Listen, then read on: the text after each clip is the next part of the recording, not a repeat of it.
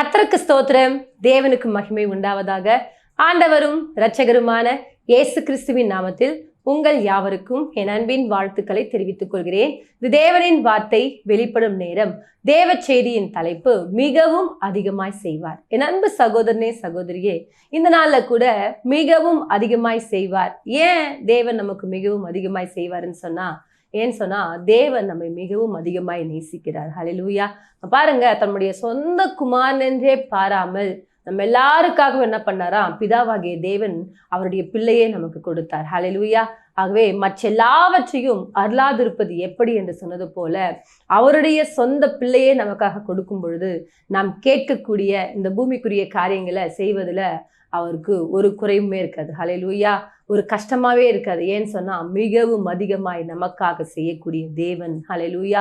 என் அன்பு சகோதரனே சகோதரியே, இந்த நாள்ல கூட அவரை யாரெல்லாம் உறுதியாய் பற்றி கொண்டு அவருடைய வழியில நடந்து அவருக்காக வாழ்ந்து கொண்டிருக்கிறீங்களோ, உங்களுடைய வாழ்க்கையில நீங்கள் எதெல்லாம் கேட்கிறீங்களோ அதை காட்டிலும் பல மடங்கு தேவன் உங்களை ஆசீர்வதித்து உங்களை உயர்த்த தேவன் வல்லவராய் இருக்கிறார். ஹல்லேலூயா. வேதாகமத்திலிருந்து ஒரு வசனத்தை நாம் எடுத்து வாசிப்போம். எபேசியரின் புஸ்தகம் 3ஆம் அதிகாரம் 20ஆம் வசனத்தை நாம் வாசிப்போம். நாம் வேண்டிக் கொள்வதற்கும் நினைக்கிறதற்கும் மிகவும் அதிகமாய் நமக்குள்ளே கிரியை செய்கிற வல்லமையின்படியே நமக்கு செய்ய வல்லமை உள்ளவராகிய அவருக்கு. ஹல்லேலூயா. இங்க பாருங்க, நாம் வேண்டிக் கொள்வதற்கும் நினைக்கிறதற்கும் மிகவும் அதிகமாய் நமக்குள்ளே தேவன் என்ன பண்ணுவாராம்? அதிசயங்களை செய்யக்கூடியவராக இருக்கிறார். ஹல்லேலூயா. என் அன்பு சகோதரனே சகோதரியை, இந்த வார்த்தைகளை கேட்டுக்கொண்டிருக்கிற உங்களுடைய வாழ்க்கையில கூட நீங்க சின்ன சின்ன காரியங்கள் தான் கேட்டுக்கொண்டிருப்பீங்க. நிறைய பேர் பாருங்க, எனக்கு கஞ்சி ஒரு நாளைக்கு எனக்கு ஒரு கொஞ்சம் கஞ்சி கிடைச்சா போதுங்க, ஒவ்வொரு நாளைக்கு தேவையான அந்த தேவைகள் சந்திக்கப்பட்டா போதுங்க, இப்படி நீங்க சொல்லி கொண்டிருக்கிறீங்க. நம்முடைய தேவன் உயர்ந்தவர். நீங்களும் நானும் ஆராதிக்கிற தேவன் அவர் சர்வ வல்லமையுள்ள தேவன். வானத்தையும் பூமியும் படைத்தவர். அவர் இல்லாதவைகளை இருக்கிறவைகளை போல அழைக்கிறவர். அவரால் கூடாத காரியம் ஒன்றுமே இல்லை. ஆகவே அவரிடத்துல நாம் கேட்கும் பொழுது அவரை நீங்க உயர்த்தி பார்க்குறீங்கன்னு சொன்னா அவரிடத்துல உயர்ந்தவைகளை நாம் பெற்றுக்கொள்ளக்கூடியவர்களா இருக்க வேண்டும். உயர்ந்தவைகளை கேட்கக்கூடியவர்களா இருக்க வேண்டும். சின்ன சின்ன அற்பமான காரியங்களுக்காக நம் தேவன் என்ன பண்றோம்னா அவர் சமூகத்துல போய் ஜெபித்து நீங்க கேட்காம இருந்தா கூட அதெல்லாம் உங்களுக்கு நடக்கும். ஆனா நீங்க அதுக்கெல்லாம் அற்பமான காரியத்துக்கெல்லாம் போய் போராடி கொண்டிருக்கிறீங்க. அங்க இங்க சொல்றாரு, நீங்கள் வேண்டிக் கொள்வதற்கும் நினைக்கிறதற்கும் மிகவும் அதிகமாய் உங்களுக்குள்ளாக கிரியை செய்யக்கூடிய ஒரு தேவன். ஹல்லேலூயா. அப்பேற்பட்ட வல்லமை அவரிடத்துல உண்டு. ஆகவே நண்பு சகோதரனே சகோதரியே, இன்றைக்கு கூட நீங்க என்ன காரியங்களை வேண்டிக் கொண்டிருக்கிறீங்க, என்ன காரியங்களுக்காக பிரயாசப்பட்டு கொண்டிருக்கிறீங்க, இது என் வாழ்க்கையில நடக்கவே மாட்டேங்குது, இந்த காரியங்களை அற்புதம் நடக்குமான்னு சொல்லிட்டு ஏங்கி கொண்டிருக்கிறேங்க. ஒரு சின்ன வீடு கட்டினா போதுமா, எனக்கு ஒரு சின்ன வேலை கிடைச்சா போதுமா, ஒரு பெருக்கிற வேலைனாச்சும் கிடைச்சா இப்படி என்ன பண்றீங்க? அற்பமான காரியங்களுக்காக என்ன பண்றீங்க? போராடி கொண்டிருக்கிறீங்க. அப்படிப்பட்ட போராட்டங்கள் பண்ணாதபடிக்கு நீங்கள் உயர்ந்தவைகளை தேவனிடத்தில் எதிர்பார்க்க வேண்டும். பாருங்க, கர்த்தரை தேடாத ஒரு மனுஷனே உயர்ந்த ஒரு நிலைமையில இருக்கிறான், உயர்ந்த காரியங்களை பெற்றுக்கொள்றான்னு சொல்லும் பொழுது நீங்களும் நானும் ஜீவனுள்ள தேவனை ஆராதித்துக் கொண்டிருக்கிறோம். நாம் ஏன் அற்பமாய் இருக்க வேண்டும்? நாம் ஏன் குறைவுபட்டு வாழ வேண்டும்? நாம் ஏன் எல்லார்கிட்டையும் போய் கையேந்து நிற்க வேண்டும்? அப்படிப்பட்ட எண்ணங்களை முதலாவது உங்களுக்குள்ளாக எடுத்து போட்டு, நான் விசுவாசித்திருக்கிறவர் இன்னார் என்று நான் அறிந்திருக்கிறேன். ஹல்லேலூயா. ஆகவே பாருங்க, நம்ம முற்பிதாக்கள் எல்லாம் பாருங்க, தேவ சமூகத்தில் அநேக அற்புதங்களையும் அதிசயங்களையும் அநேக காரியங்களில் அவர்கள் பெரிய பெரிய காரியங்களை சுதந்திரத்துக் கொண்டிருக்கிறாங்க. அவரை ஆராதிக்கக்கூடிய நீங்கள் கூட அவரிடத்திலிருந்து பெரிய காரியங்களை எதிர்பார்க்க வேண்டும். ஹல்லேலூயா. ஆகவேதான் சொல்றாரு, அவர் இல்லாதவைகளை இருக்கிறவைகளை போல அழைக்கிறவர், ஆராய்ந்து முடியாத பெரிய காரியங்களையும் எண்ணி முடியாத அதிசயங்களையும் கூட கர்த்தர் என்ன பண்ணுவாராம்? செய்யக்கூடியவரா இருக்கிறார். ஹல்லேலூயா. அப்போ தேவன் பாருங்க, இல்லாததை இருக்கிறத போல அழைக்கிறவராம். ஹல்லேலூயா. அவர் ஆராய்ந்து முடியாத பெரிய காரியங்களை செய்யக்கூடியவராம். ஆகவே அவரை நீங்கள் அற்பமாய் பார்க்க கூடாது என்பதை தான் இன்றைக்கு நான் சொல்லிக் கொண்டிருக்கிறேன். நீங்கள் வேண்டிக் கொள்வதற்கும் நீங்கள் நினைக்கிறதற்கும் மிகவும் அதிகமாக நிச்சயமாக கர்த்தர் உங்களுக்குள்ளாக அற்புதங்களை செய்ய வல்லவராய் இருக்கிறார். நீங்க என்ன காரியங்களை வேண்டிக் கொண்டிருக்கிறீங்க? இந்த காரியத்துல எனக்கு அற்புதம் நடக்குதுன்னு சொல்லிட்டு சோர்ந்து போய் காணப்படுறீங்களா?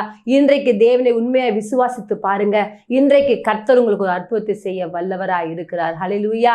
ஆகவே வேதாகமத்துல பாருங்க, 1 நாளாகமம் புஸ்தகம் 4ஆம் அதிகாரம் 9ஆம் வசனத்தை 10ஆம் வசனத்தை நாம் வாசிக்கும் பொழுது இங்கே ஒரு சம்பவம் எழுதப்பட்டிருக்கு. அடிக்கடி நான் அந்த சம்பவத்தை உங்களுக்கு நான் சொல்வது உண்டு. இங்கே என்னன்னு சொன்னால், நம்ம யாபேஸை குறித்து பார்க்கிறோம். யாபேஸ் தன் சகோதரர் பார்க்க என்ன பண்ணுறாரு, கனமுள்ளவனாய் காணப்படுறாரு. அவங்க தாய் அவரை பெறும்போது எப்படி இருந்தாருன்னு சொன்னால், அவரை துக்கத்தோடு கூட பெற்றாராம்.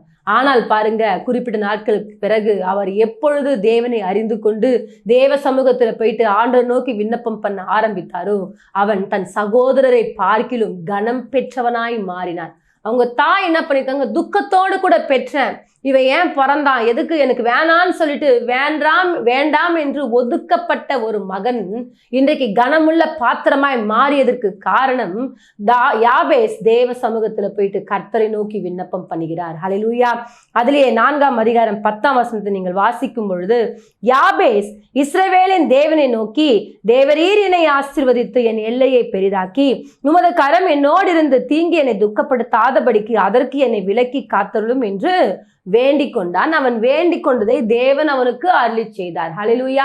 இங்க பாருங்க, யாபேஸ் தான் பிறக்கும் பொழுது அவர் தாய் சொல்றாங்க துக்கத்தோடு நான் பெற்றேன் என்று சொல்றாங்க.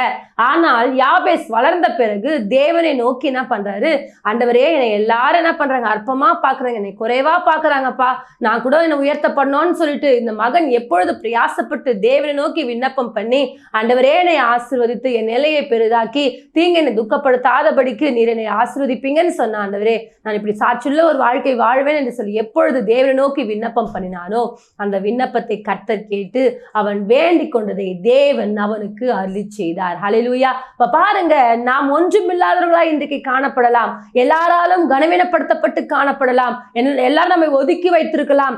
நான் யாருக்குமே பிரயோஜனமற்ற மகளுங்க, யாருக்குமே பிரயோஜனம் இல்லாத மகனுங்க, நான்லாம் வாழத்தோட சாகணும் தாங்க எனக்கு ஆசை அப்படின்னு சொல்லிட்டு நிறைய பேர் நீங்க பேசி கொண்டிருக்கிறீங்க. இன்றைக்கு கூட இந்த வார்த்தைகளை கேட்டுக்கொண்டிருக்கிற அன்பு தேவச்சனமே, இன்றைக்கு கர்த்தர் உங்களை பார்த்து சொல்றாரு, நீங்கள் வேண்டிக் கொள்வதற்கும் நீங்கள் நினைக்கிறதற்கும் மிகவும் அதிகமாய் செய்யக்கூடிய தேவன். அன்றைக்கு யாபேசை தன் தாய் பெற்றெடுக்கும் பொழுது துக்கத்தோடு தான் பெற்றெடுத்தாங்க.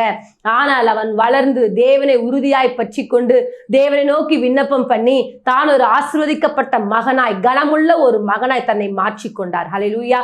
இன்றைக்கு கூட நீங்கள் கனமுள்ளவர்களாய் மாறணுமா, இந்த தேவனை நோக்கி நீங்கள் வேண்டிக் கொள்ள வேண்டும். நீங்கள் வேண்டிக் கொள்வது சின்னதாக இருந்தாலும் தேவன் அதை பெரிதாக மாற்றக்கூடிய தேவன். ஹல்லேலூயா.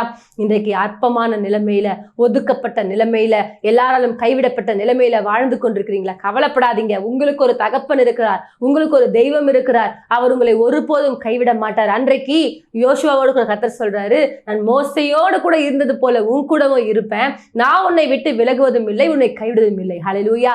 உனக்கு முன்பாக ஒருவனும் எதிர்த்து நிற்பதில்லை என்று சொன்னது போல இன்றைக்கு கூட இந்த வார்த்தைகளை கேட்டுக்கொண்டிருக்கிற உங்களுக்கு முன்பாக ஒருவனும் எதிர்த்து நிற்க முடியாதபடிக்கு கர்த்தர் மாற்ற வல்லவராய் இருக்கிறார். ஹல்லேலூயா. உங்கள் அற்பமான வாழ்க்கை எண்ணி எண்ணி எண்ணி புலம்பிக் கொண்டிருக்காதீங்க. உங்களுக்கு ஒரு வாழ்வை தேவன் வைத்திருக்கிறார். உங்களுக்கு ஒரு சாட்சியுள்ள வாழ்க்கையை கர்த்தர் வைத்திருக்கிறார். என் அன்பு சகோதரனே, சகோதரியே, உங்களுடைய வாழ்க்கையில கூட கர்த்தர் நீங்கள் வேண்டிக்கிறதற்கும் நினைக்கிறதற்கும் மிகவும் அதிகமாய் செய்ய அவர் வல்லமை உள்ளவராய் இருக்கிறார். ஹல்லேலூயா. அன்றைக்கு தேவன் ஆபிரகாமை அழைக்கும் பொழுது ஆபிரகாம் வெறுமையா தான் வராரு. தன்னுடைய பிள்ளைகள், தன்னுடைய மனைவி, தன்னுடைய சகோதரனுடைய மகன், இவங்களோட கூட தான் என்ன பண்ற, சின்ன ஆடு மாடுகளோடு கூட என்ன பண்ற, கடந்து வர. அப்போ வரும்பொழுது அவருக்கு ஒன்றுமில்லாத சூழ்நிலை தான், அங்க வெறுமையாக்கப்பட்ட சூழ்நிலை தான், வனாந்தரமான ஒரு வாழ்க்கை தான், எத்தனை நெருக்கங்கள், எத்தனை பாடுகள். அப்போ தேவ சமூகத்துல விண்ணப்பம் பண்ணியிருப்பாருல்ல, இப்போ பாருங்க, ஆண்டவரே என்னை ஆசீர்வதிங்கப்பா, நான் போற வழியில நெருக்கமா காணப்படுதுப்பா, இங்க சரியான சாப்பாடு இல்லப்பா, சரியான வசதி, தங்கு வசதி இல்லை ஆண்டவரே அப்படின்னு சொல்லிட்டு இப்படியெல்லாம் கூட ஆண்டவர் கூட என்ன பண்ணியிருப்பாரு, ஜெபித்திருப்பார். ஆனால் பாருங்க, அன்றைக்கு ஆபிரகாம் தேவனை நோக்கி வேண்டிக் கொண்டது கொஞ்சமா இருந்திருக்கலாம். ஆனால் ஆபிரகாம் அவன் சீமானாய் மாற்றப்பட்டான். ஹல்லேலூயா. 12ஆம் அதிகாரத்துல அழைக்கும் பொழுது ஆபிரகாம் சாதாரணமாய் தான் இருந்தார். ஆனால் 13ஆம் அதிகாரத்துல 1ஆம் வசனமும் 2ஆம் வசனத்தை நீங்கள் வாசிக்கும் பொழுது அதில் மிகவும் அழகா எழுதப்பட்டிருக்கு, ஆபிரகாம் அவன் மனைவியும் அவனோடு உண்டான யாவும் அவனுடனே லோத்தும் எகிப்தை விட்டு தென் திசை வந்தார்கள். ஆபிரகாம் மிருக ஜீவன்களும் வெள்ளியும் பொன்னும் உடைய ஆஸ்தியுடைய சீமானாயிருந்தான். ஹல்லேலூயா. இங்க பாத்தீங்களா, ஆபிரகாம் அழைக்கப்படும் பொழுது வெறுமையாய் தான் காணப்படுகிறார். ஆனால் அவர் வந்து தேவனை நோக்கி விண்ணப்பம் பண்ணும் பொழுது, தேவனை சார்ந்திருக்கும் பொழுது அவன் வெள்ளியும் பொன்னும் மிருக ஜீவன்களும் உடைய பெரிய சீமானா என்ன பண்ணாராம்? மாற்றப்படுகிறார். ஹல்லேலூயா. இந்த வார்த்தைகளை கேட்டுக்கொண்டிருக்கிற தேவஜனமே, உங்களை கூட கர்த்தர் பெரிய சீமானாய் மாற்ற அவர் வல்லவராய் இருக்கிறார். ஆபிரகாம் வெறும் கையாய்த்தான் வந்தாரு. ஆனால் ஆபிரகாமை கர்த்தர் ஆசீர்வதித்தார். ஹல்லேலூயா. அவரை ஆசீர்வதித்தா நீங்க 6ஆம் வசனத்தை நீங்கள் வாசிக்கும் பொழுது அவருடைய ஆஸ்தி என்ன பண்ணலையா? அந்த பூமி தாங்கக்கூடாது இருந்துச்சாம். அப்ப எப்பேற்பட்ட உயர்வை தேவன் கொடுக்கிறார் பாத்தீங்களா? ஆகவே தாங்க வேண்டிக் கொள்ளணுங்க. தேவ சமூகத்துல கர்த்தரை நோக்கி பார்க்கணுங்க. அவரை உறுதியாய் பற்றி கொள்ளணுங்க. அவரை உறுதியாய் நீங்க பற்றி கொள்வீங்கன்னு சொன்னா அவர் உங்களை ஆசீர்வதித்து, உங்களை உயர்த்தி, உங்களை மேன்மைப்படுத்தி, உங்களை கனப்படுத்தி, எந்த இடத்துல எல்லாம் தலை குனிந்து நிற்கிறீர்களோ அதே இடங்கள்ல தேவன் உங்களை கீர்த்தியும் புகழ்ச்சியும் ஆக்க தேவன் வல்லவராய் இருக்கிறார். ஹல்லேலூயா. இப்ப பாருங்க, அது மாத்திரம் அல்ல, ஆபிரகாமை கர்த்தர் ஆசீர்வதிச்சார். அதாவது வேண்டிக் கொள்வதற்கும் நினைப்பதற்கும் மிகவும் அதிகமான ஒரு ஆசீர்வாதத்தை என்ன பண்ணார்? இங்க ஆபிரகாமுக்கு கொடுத்தார். அங்க பார்த்தோம், யாபேசை கர்த்தர் என்ன பண்ணார்? பல மடங்கு ஆசீர்வதித்து தன் சகோதரரை பார்க்கிலும் கனமுள்ள ஒரு பாத்திரமாய் கர்த்தர் மாற்றினார். அதே போல நம் யாக்கோபை குறித்து பார்க்கிறோம். யாக்கோபு அண்ணனுக்கு பயந்து என்ன பண்றாரு? கடந்து வர்றாரு.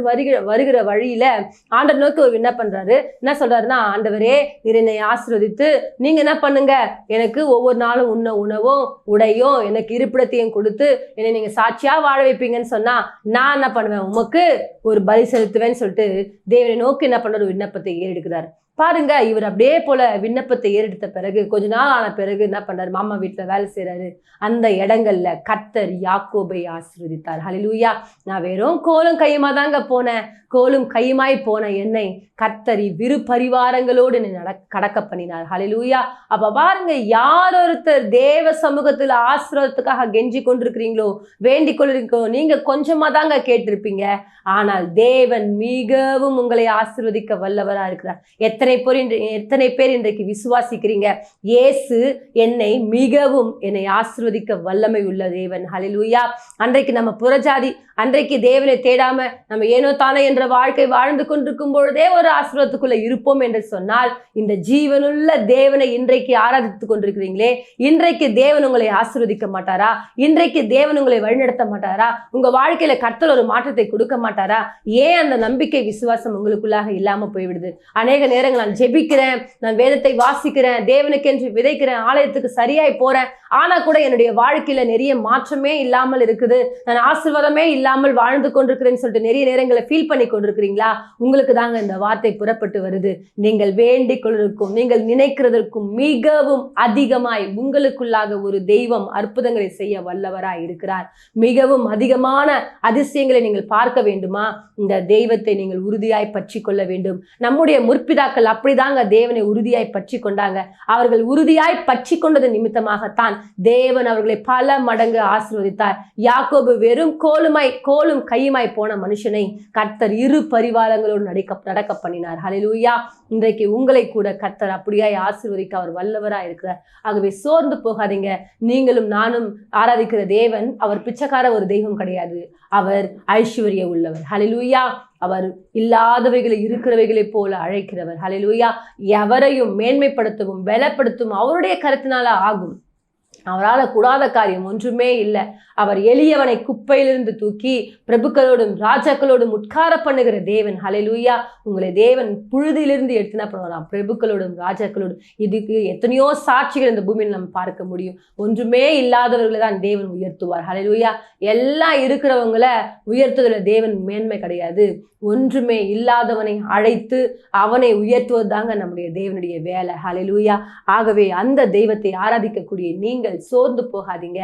அந்த தெய்வத்தை உறுதியாய் பற்றி கொண்டீங்கன்னு சொன்னா நீங்கள் வேண்டிக் கொள்வதற்கும் நினைக்கிறதற்கும் மிகவும் அதிகமாக உங்களுடைய வாழ்க்கையில கர்த்தர் செய்து உங்களை ஆசீர்வதித்து தேவன் நிச்சயமாக உங்களை உயர்த்த வல்லவராக இருக்கிறார். நீங்கள் ஒரு காரியத்தை செய்ய வேண்டும். தேவ சமூகத்துல அமர்ந்து அவரை நோக்கி பார்த்து கொண்டிருக்க வேண்டும். ஹல்லேலூயா. ஆகவேதான் தாவீது சொல்றாரு, அமர்ந்திருந்து நானே தேவனென்று அறியுங்கள். அப்போ தேவ சமூகத்தில் நீங்கள் அமர்ந்தீர்கள் என்று சொன்னார் மிகவும் அதிகமான அற்புதங்களையும் அதிசயங்களையும் கர்த்தர் உங்களுக்கு செய்ய வல்லவராய் இருக்கிறார். யாவரும் சிறிய ஜெபத்தை ஏறெடுப்போம். மகா இரக்கம் கிருபை நிறைந்த எங்கள் அன்பின் தகப்பனே, இந்த நாளுக்காய் ஸ்தோத்திரம். ஆண்டவரே, நாங்கள் வேண்டுகிறதற்கும் நினைக்கிறதற்கும் மிகவும் அதிகமாக எங்களுக்குள்ளாக கிரியை செய்கிற தேவன் நீங்க ராஜா. நாங்க அற்ப காரியங்கள்லாம் கேட்டு இன்னைக்கு நிறைய நேரங்கள் ஆண்டவரே தேவனை மட்டுப்படுத்தி கொண்டிருக்கிறோம். அப்படி இராதபடிக்கு விலையேற பெற்ற காரியங்களை தேவனிடத்துல பெற்றுக்கொள்ளத்தக்க வண்ணமாய் சாட்சியுள்ள ஒரு பாத்திரங்களாய் தேவன் எங்களை மாற்றுவீராக. ஆவியானவரே, எங்களை பலப்படுத்தும். உங்க கரம் எங்க கூட இருக்கட்டும். இயேசுவின் மூலமாய் ஜெபிக்கிறோம் எங்கள் ஜீவன் நல்ல பிதாவே, ஆமேன். கர்த்தர் தாமே உங்களை ஆசீர்வதிப்பாராக. God bless you.